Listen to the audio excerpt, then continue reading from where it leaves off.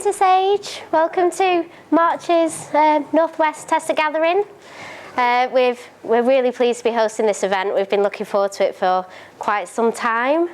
I'm really sorry, I'll have to apologise for the building work that's taking place outside. Our landlord has invested £15 million into the Exchange Quay district. And unfortunately, while that takes place, we have to suffer a bit of disturbance. So hopefully that's not impacted you too much in getting here today. For anybody who wants to take a break, the toilets are just out the door on the left-hand side. And if you want to take a cigarette break, that's fine. Dennis will let you in or out of the building. And I think that's all I have to tell you. Yeah, just help yourself to refreshments, and also we're being recorded. So that's a first for these events. That's how we intend to go forward, but it's not essential. So for anybody who wants to speak going forwards and you don't want to be recorded, that's absolutely fine. But that option is there going forwards. Okay? So the format of the evening, I'm just going to talk to you a little bit about Sage, not a lot, but I'm sure that some of you have an awareness of what we do. Some of you may not, but I don't think it does any harm just to elaborate on that a little bit. And then we have one of our dev team leads, Anne, who's going to talk to us about security testing. It's the theme of tonight's event. And then we're going to hand the floor over to you guys for anybody who has anything insightful that they want to share with the group. Okay, so Sage. So in Manchester, we are the accountants division. That means that we design, develop and maintain products for accountants and bookkeepers. We originally formed in 1981, but the Manchester office came about in 1999, and we now have 230 employees here, 74 of which are in technology group, and that is growing. We have been incredibly successful, and the business have now invested quite substantially into us. We expect about a 7.5% growth this year. So with that, together with the investment from the landlord that's taking place outside, we're hoping that later on this year we'll be moving into one of the larger modernised buildings, and included in that will be more touchscreens and telepresence facilities, as well as some other modcons that we're really excited to be taking on. If you want to know any more about any of that, then it's on the display outside. That's how the area is going to look, and that's what the offices are going to look like as well. So that's how we're changing. What we do here at Sage is we work in agile. We do Scrum. We have multifunctional teams. We originally developed desktop products, of which we will maintain to develop our desktop products, but now we are developing new online products, and we're building those collaboratively with our clients. So that means that we have regular engagement with our customers, and through that we can build things that are as expected rather than based on assumptions. So it means that we're not putting things out there that our customers don't want. So that's quite good. These products are also transferable with our global offices. So as you can imagine, with things like tax and accountancy, it differs from country to country. So we need to be able to adapt our products so that anybody can plug in and use them, such as Europe, America, Africa and such like. Also, our Ruby developers, they are respected as knowledgeable mentors on forums such as Stack Overflow, and that's a real honour for us to be doing that. So as you can imagine, having desktop and online products, our tools can be quite varied.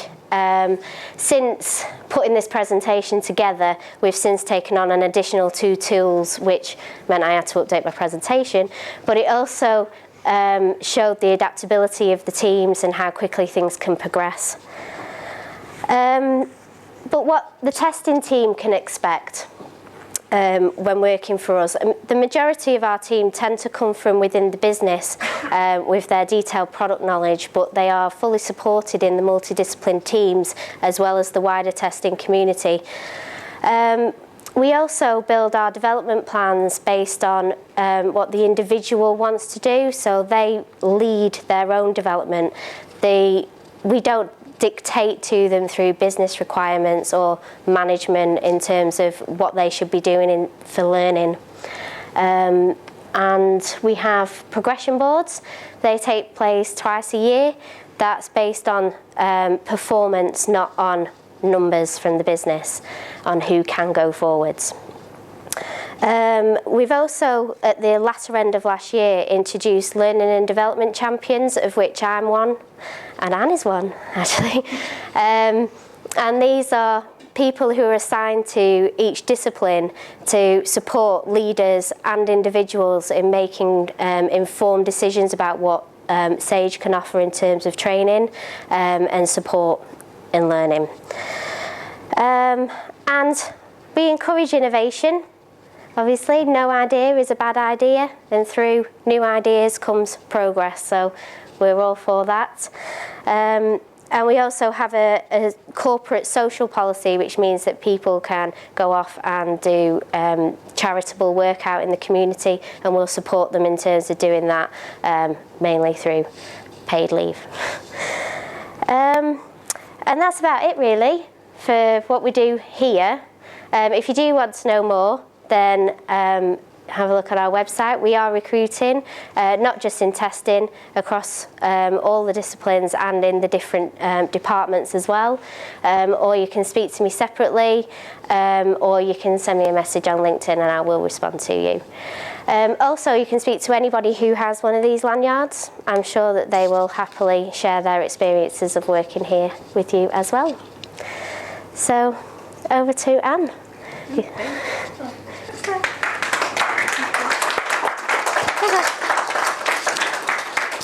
I'm Anne Ledwith.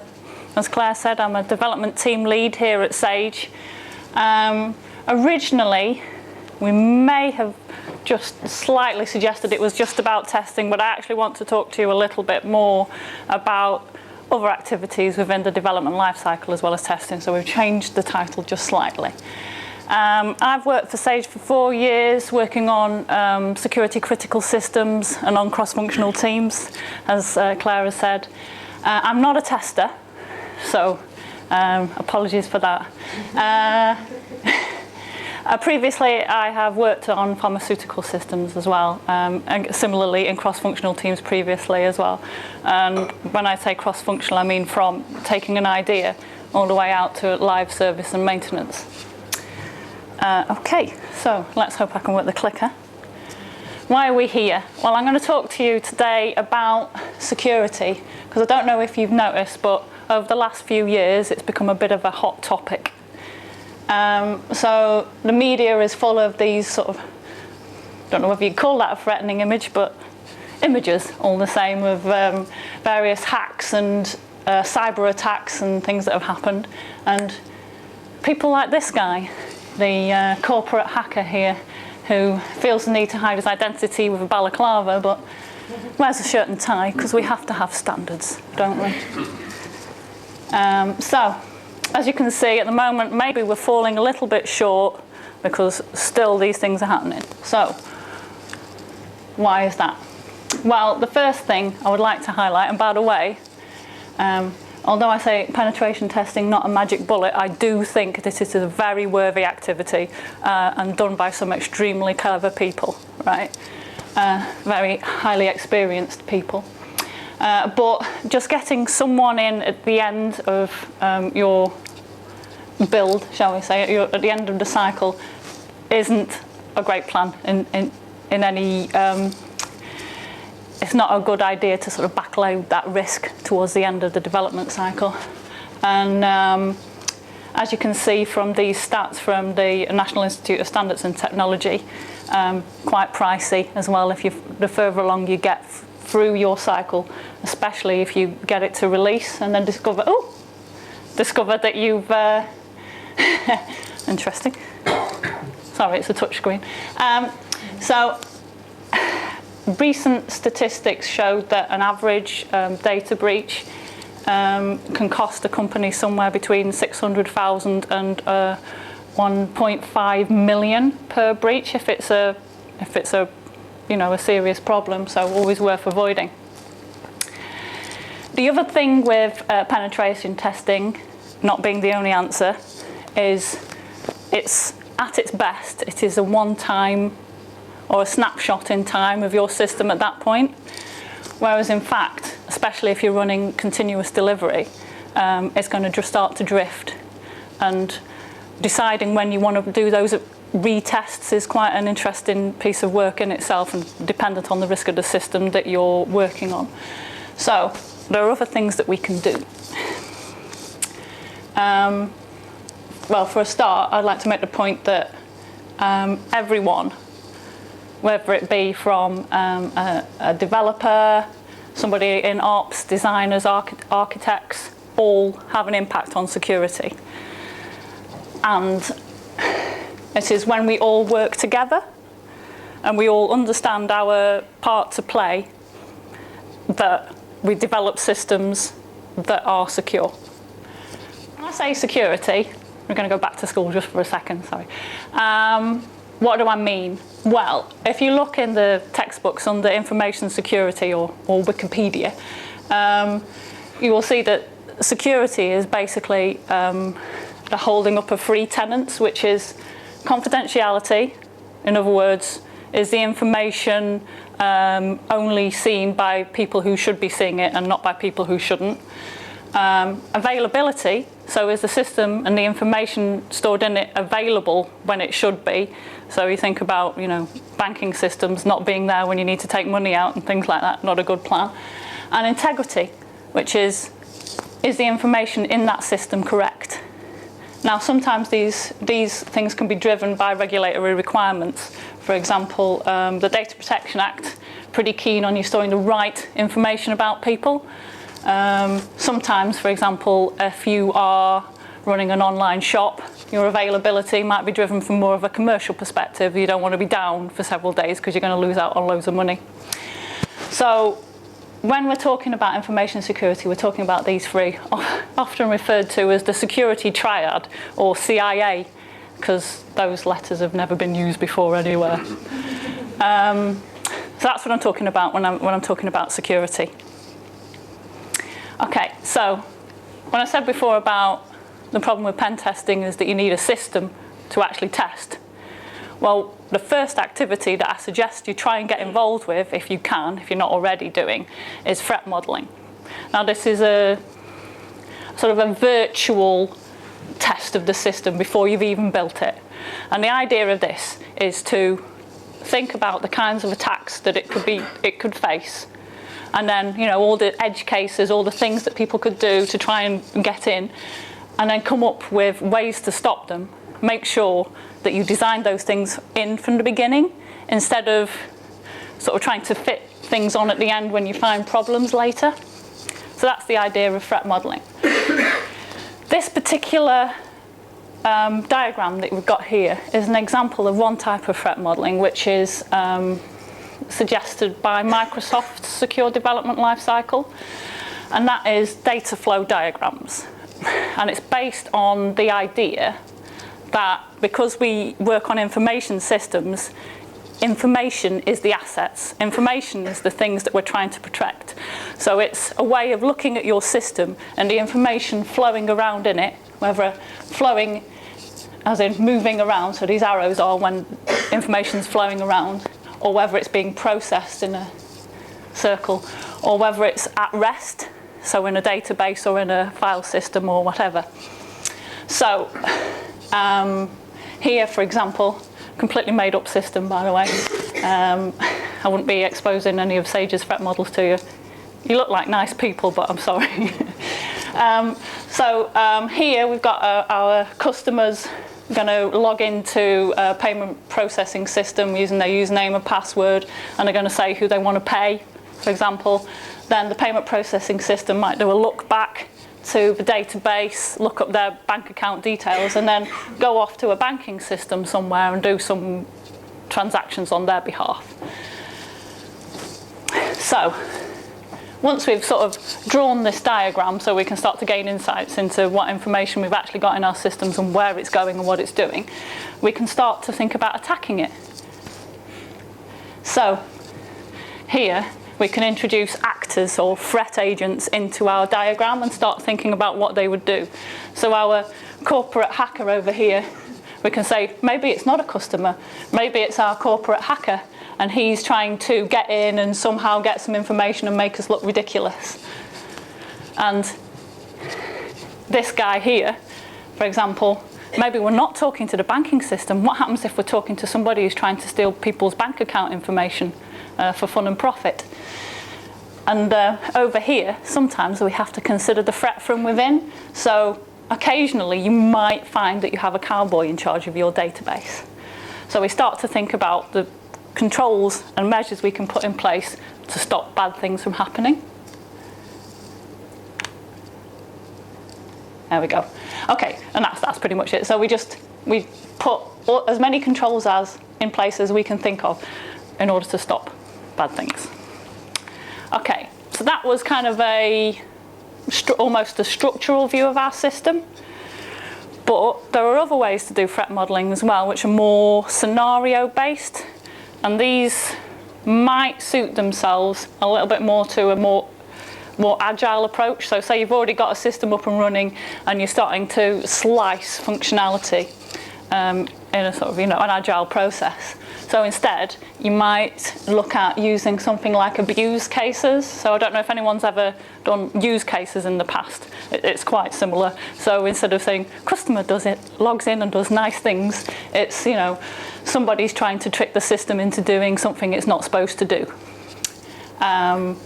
And attack trees over here, essentially you start at the top with the bad thing that's going to happen, and then as you work down the tree, you work out the paths to make it happen.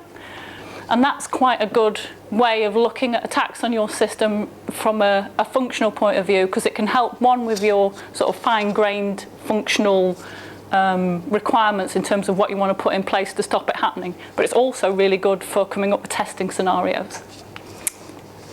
So once you've done whatever threat modeling you feel is appropriate, you're going to have just a big to-do list. A security to-do list. You've probably got a to-do list for lots of other things as well. What I would say is that just like anything else, it should be put into whatever system you're using for managing your backlog and tasks, so Jira or TFS or whatever. Make sure it's in there, make sure it's tracked. If you're going to do it, you're going to do it.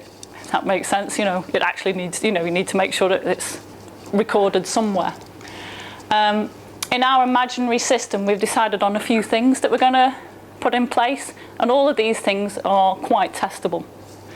So we've decided that we've got a little bit of a functional protection to stop customers tricking the system into being paid twice.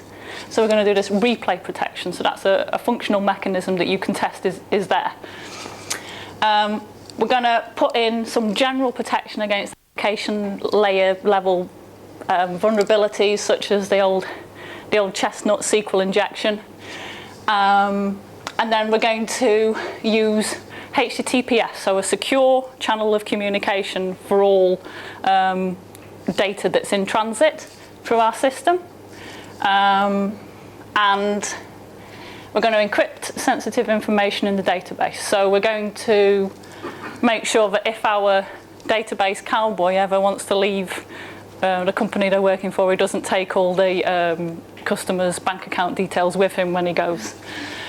And we're going to make sure that access to servers is restricted. So we're going to make sure that ports and things are closed and that only certain people can get in. And these are all things you can test. So, before I go any further,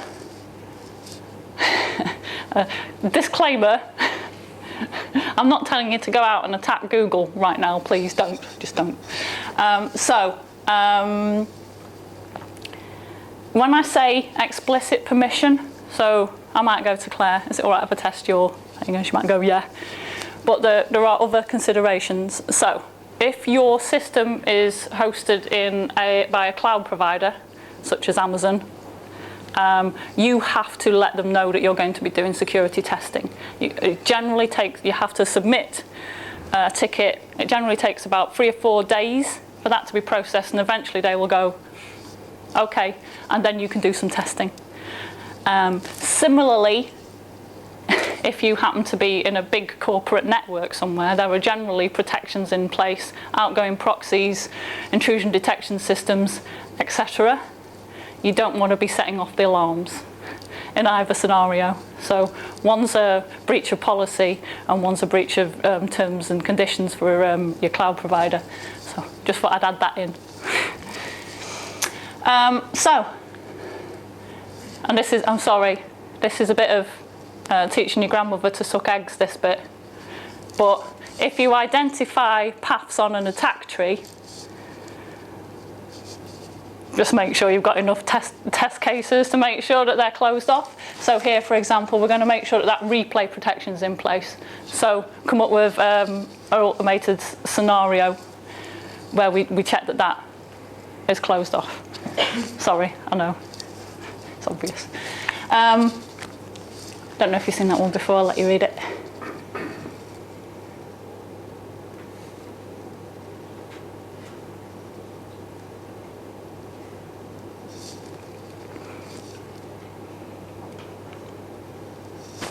So, this is an example of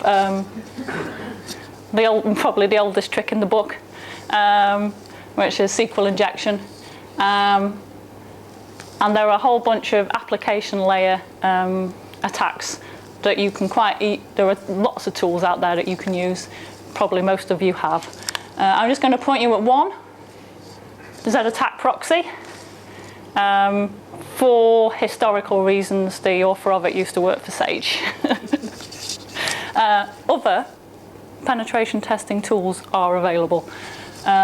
Z-attack proxy is an intercepting proxy, so you can put it between your browser and the application that you are testing. It will monitor the traffic going backwards and forwards, man-in-the-middle style. And then once it's learnt about your application, you can pretty much just click attack and off it will go. And it will go through all the pages it's just learnt about, check all the inputs, see what comes back, and it will do all the standard cross-site scripting, cross-site request forgery, those sorts of attacks on your behalf. Also quite nice is that obviously something else can drive that browser, so if you're using Sahi or Selenium or anything like that, you can put it all through Zap, so it can learn about your application whilst you're doing your actual automated testing. Also, it has Ant and Maven plugins, so you can include it as part of your build as well, if you're running with those build tools. I've done enough selling of that now. Okay, so also on our to-do list was to establish secure channels of communication for all our information. Again, worth testing that it's been done properly. Really good gotcha, and it's like the bread and butter for penetration testers, this one. So,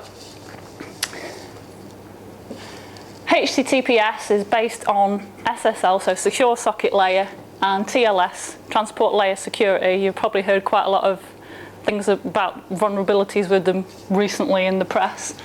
And it all comes down to not configuring servers properly. So there's a lot of web servers out there that have been configured with old cipher suites that are no longer fit for purpose. And actually this thing, SSL, that's no longer fit for purpose either, and it's still on some machines. You should definitely be on TLS now. And there are tools out there that can help you do that, so SSL scan. There's, everyone know OWASP? Yeah, good, okay. So they have a lovely SSL testing cheat sheet that's worth looking at if you haven't already looked at it. So something worth checking. And it's worth highlighting here what HTTPS actually gives you, by the way, which is encryption. I think everyone kind of gets that. that, you know, it's a secure channel of information. But what it also gives you is an assurance that messages haven't been tampered with on the wire. And you know who you're talking to, mostly.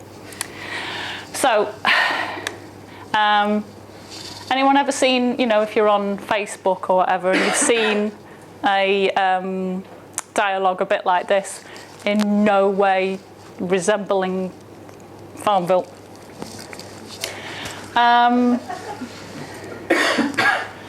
So this is an example of an implementation of an open standard called OAuth, which is Open Authorization. Yes, I got it the right way around. So it was 2012, a new version of the standard was released, version 2. And it came out with a little bit of controversy because one of the authors was particularly unhappy with one of the flows. And his problem was around the fact that he might have had a little bit of a problem with a developer's ability to do cryptography properly. And the reliance on transport layer security concerned him somewhat.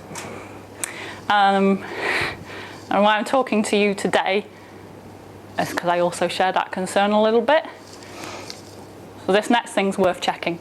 So what he said was, if you are a developer, development background myself, and you are having problems working with SSL or TLS in some way, and you go on to a coding forum and you type in the problem that you're most likely to have, which is SSL handshake exception, right? You type that into a coding forum and you get something like this. I know, because I actually went off, put it in, and I got something like this. And what this piece of code does is it switches off the certificate checking. It basically says, trust anything, right? Because the most likely reason why a SSL handshake exception will fail is because there isn't the right certificates on a machine. If this code somehow goes live, what this basically means is this guy, the person who was trying to steal our bank details, we have no protection against him because anybody can impersonate a server. Because you've basically just nobbled the bit that gives you the assurance that you know who you're talking to. Worth checking. It hasn't been done for anything that needs protecting properly. And it's actually quite a simple thing to test because you just put a really rubbish certificate on the server that you're talking to, and if nothing breaks, okay. Next point I'm going to make is around environments. So there's a few people from the DevOps gathering here I've seen. So with the DevOps and the infrastructure as code coming to the front now, we can actually automate environments really, really well. So that gives us an opportunity to create a whole environment just from a script. Right? So, and that's becoming more and more prevalent now, isn't it? It's basically the way we're going because it makes sense.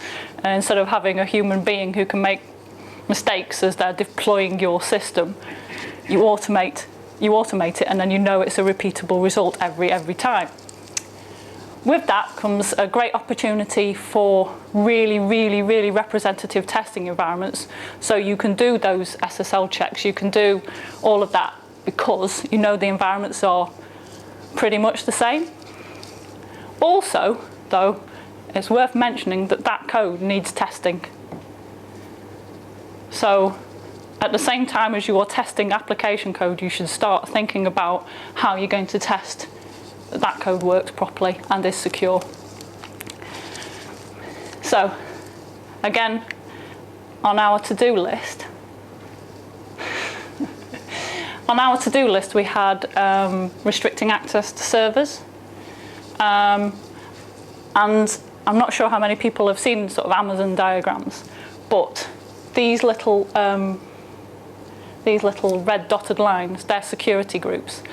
And they are essentially a firewall around these servers here, and they basically say what goes in and what comes out. So one of the things you can do when you're starting to test that infrastructure as code is you can check that ports and all. So you can check that only HTTPS is going in. You can't get in using HTTP, you can't get in using a million different ports.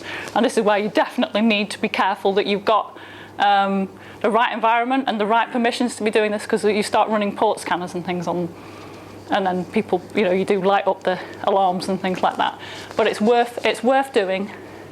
Another thing I'm going to mention as well, I've kind of mentioned it at the beginning, was around availability. So here we've done a little bit of designing for availability, high availability. We've got these, that's essentially an auto scaling group. So if we lose a server here, we're suddenly going to get another server appear, for example. And there are tools out there that you can use for testing for availability and good design in terms of fault tolerance, such as Chaos Monkey.